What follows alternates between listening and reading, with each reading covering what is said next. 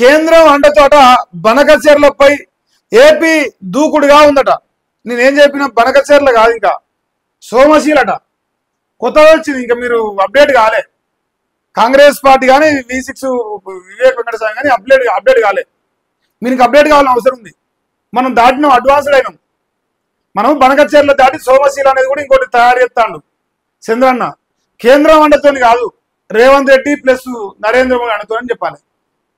Revanth Reddy plus Narendra Modi అండతోని Telangana నీళ్లు దోసుకపోయే బృహత్తరమైన కార్యక్రమానికి రేవంత్ రెడ్డి మరి శ్రీకారం చుట్టిస్తాడు చంద్రబాబు నాయుడికి. ఇలా ఇదే రాష్ట్రంలో గోదావరి నీళ్లు కానీ కృష్ణా నీళ్లు కానీ ఒక ఆయన అటు పోతేనేమో శ్రీశైలం నాగార్జున సాగర్ రూపంలో, ఇటు పోతేనేమో మేడిగడ్డ పేరుతోని ఇట్లా రాష్ట్రంలో రైతాంగానికి చేరాల్సిన వరద నీరు మొత్తం దోసుకొని పోతారట. దోసుకొని పోతా అంటే మీరు మూసుకొని పడుకునే మేధావులు మరి పేపర్ రాసుకొని చెప్పే కాడికే సరిపోయింది. దాని లెక్క వేరుంటది మీరు చెప్పాల్సింది. డిపిఆర్ తయారీకి టెండర్లు ఆహ్వానం ఈ నెల 8 నుంచే అందుబాటులో కట. కిలో 22 వరకు గడువట. ఇక ప్రాజెక్టు టెక్నో ఎకనామిక్ అప్రైజల్స్ ఆపే ఉద్దేశం లేదని తెలంగాణకు కేంద్రం లేఖ రాసిందట. PPA CWCకి ఫిర్యాదు చేసిన రాష్ట్ర అధికారులు వెంటనే టెండర్ల ప్రక్రియ నిలిపివేయాలని డిమాండ్ చేస్తున్నారు. ఇప్పుడు కేంద్రం అండతో బనకచెర్లపై ఏపీ దూకుడు డిపిఆర్ తెస్తుంది. ఇలా రాసిరా డిపిఆర్ తయారీకి టెండర్లు ఆహ్వానం. కనీసం టెండర్లు ఆహ్వానిస్తారు, సంతోషం. రేవంత్ అన్న మనందరికి ఏం చెప్పిండు? అసలు చంద్రబాబు నాయుడు బనకచెర్ల ఆయన కడతామని మమ్మల్ని అడిగితే కదా మేము ఒప్పుకుంటామా ఒప్పుకోమనే చర్చ రావాల్సింది. ఆయన బనకచెర్ల కడతా అని ప్రపోజల్ పెడితే కదా నేను మాట్లాడేది అన్నారు. ఇలా మరి ఏం చెప్తారు వీళ్ళు? ఎవరు చూతగాలం చేస్తారు? ఇదే వివేక్ వెంకటస్వామి రాసిన పేపర్ల 2-3 నెలల కింద చంద్రబాబు నాయుడు రేవంత్ రెడ్డి మంచి మీటింగ్ పెట్టుకురు ఢిల్లీలో. ఆ మీటింగ్ లో అసలు బనకచెర్ల పైన ఎజెండాలో లేనే లేదు, అసలు దాని గురించే మాట్లాడలేదు. వాళ్ళు అడిగితే కదా భూమ పెట్టేది, మేము అడగలే అన్నారు.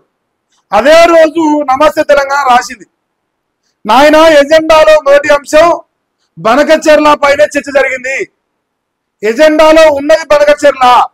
రేవంత్ రెడ్డి దొంగదారిలో సంతకాలు పెట్టొచ్చిండు, బనకచెర్లకు ఒప్పుకొని వచ్చిండని విత్ ఎవిడెన్స్ పెట్టింది. విత్ ఎవిడెన్స్ నమస్తే తెలంగాణ రాసుకొచ్చింది 2-3 నెలల కింద. ఇవాళ ఏమైంది?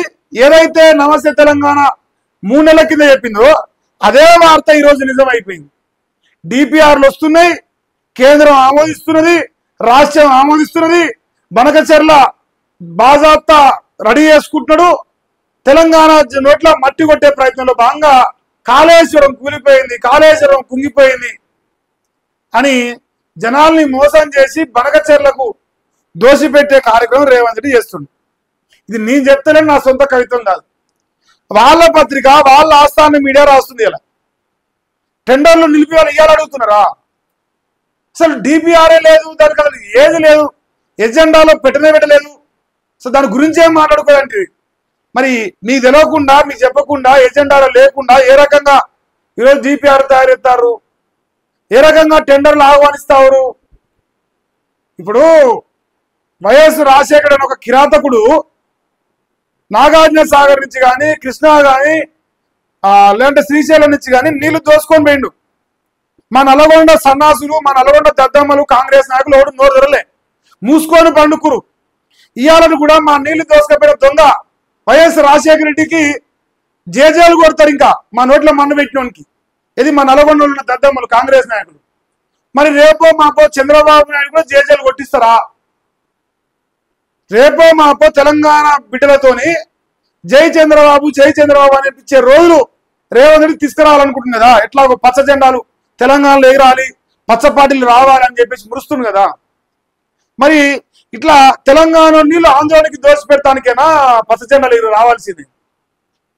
వస్తుంది మేమే వస్తాం, మేమే పొడుస్తామని వాళ్ళు తిరుగుతారు కదా సోషల్ మీడియాలో. ఏం రేవంత్ రెడ్డి గారు ఎజెండాలో లేదంటారు కదా. మరి అంటే తెలంగాణ జనాలు పిచ్చోళ్ళని చేస్తా ఉన్నాం. మీరు పిచ్చోళ్ళు అవుతారు, మేము చేస్తాం. అంటే మా లోపల సిగ్గు శరాలు ఇజ్జత్ మానాలు ఏం లేవు కదా.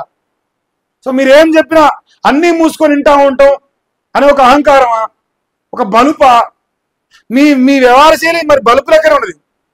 అంటే మీరే బనకచెర్ల లేదంటారు, మళ్ళీ మీరే బనకచెర్ల కడుతురంటారు, మీరే చంద్రబాబుతో ఎజెండాలో మాట్లాడలేదంటారు, మళ్ళీ మీరే డిపిఆర్ తయారవుతుంటారు.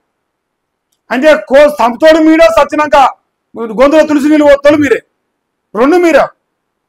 ఇంత కిరాతకమైన రాజకీయం కాకపోతే చంద్రబాబు నాయుడు డిపిఆర్ రెడీ చేస్తారని చెప్తారేమో సిగ్గిసరం లేకుండా. మీరు మనిషి ఇప్పుడు కాబట్టి గాడిదలా ఎవరిని పిచ్చోళ్ళని చేస్తారు ప్రజల్ని? చంద్రబాబు నాయుడు కౌగిలించుకోరు. రేపు పోయి చంద్రన్న నాకు గురువు, కాలేజీలో చదివినా, ఉద్యోగం చేసినా, పండుకున్నా, పొర్లినా, ఇంకా చెప్పేది నువ్వు. మరి రేపు కాలేజీ ఫీజు కిందకి వదిలిపెట్టినా మా అయ్యో జాగిరని వదిలిపెట్టినా అని చెప్పు.